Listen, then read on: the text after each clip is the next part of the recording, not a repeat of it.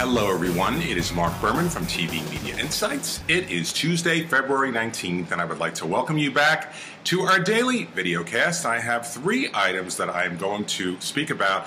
That should come as no surprise. Let's begin with the X Factor. Now, I sat here a few months ago reporting that a Kardashian finally got a legitimate job. Khloe Kardashian Odom was named co-host of the X Factor opposite Mario Lopez. Well, guess what? Khloe is not returning next season. Mario Lopez will be hosting on his own. This is the latest change in an ongoing revolving door on the X Factor. At this point, there is no confirmed announcement who will be co-judging opposite Simon Cowell next season.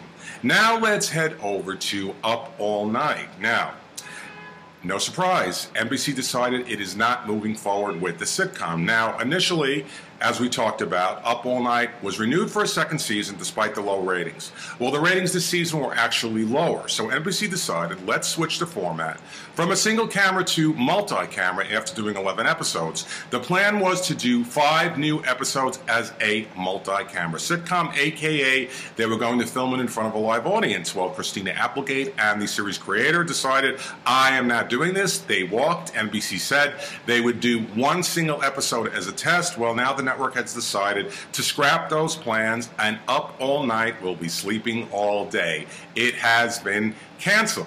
Now let's head over to the job on CBS. As predicted, the network has canceled the reality competition after just 2 episodes. It plummeted to 3.4 million viewers and a 0.7 rating among adults 18 to 49 this past Friday. As I said all along, did anyone really want to watch a reality competition about people looking for a job after a long work week? I don't think so. Returning to the time period immediately this Friday will be Undercover Boss. You know, I have a rule, if it ain't broke, don't fix it. And Undercover Boss was doing fine. So it is coming back, and I don't assume it's going to be damaged. It's only been off the air for 2 weeks. Now let's head over to National Geographic Channel. They aired a movie this past Sunday, the eve before President's Day, called Killing Lincoln, with Billy Campbell as President Lincoln. It scored a record 3.4 million viewers. Remember, this is the National Geographic Channel. That's really stellar. And that was up 175% from the season-to-date time period average. So congratulations to National Geographic Channel for Killing Lincoln. Coming up tonight, we have a series premiere. It's on the CW. It's at 9 o'clock, and I do not predict anybody's going to be watching. It is called Cult. It's a scripted drama, and I am going to read what a description of the show is because I don't understand it myself. It is Cult.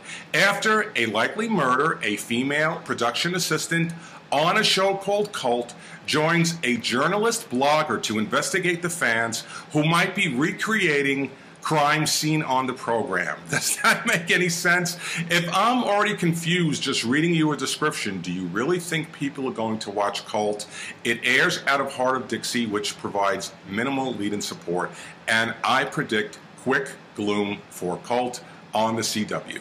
And there are 2 items in TV history I would like to make mention of. The first, on this day in 1968, on National Educational Television, which was NET, was the debut of kids classic Mr. Rogers' Neighborhood. That's right, that was 45 years ago. It ultimately moved to PBS and stayed on the air through August 31st, 2001. And then on this day in 1969 was the final scene of the final episode of Andy Griffith's spinoff Gomer Pyle USMC with Jim Nabors, who I had the opportunity to meet when I was at the Summer Press Tour a few years ago.